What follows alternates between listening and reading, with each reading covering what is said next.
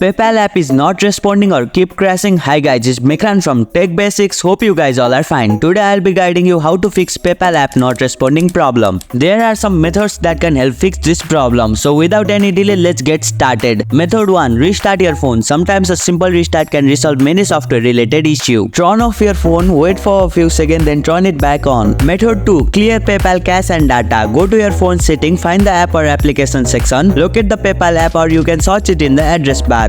Click on storage use, then clear its cache and data.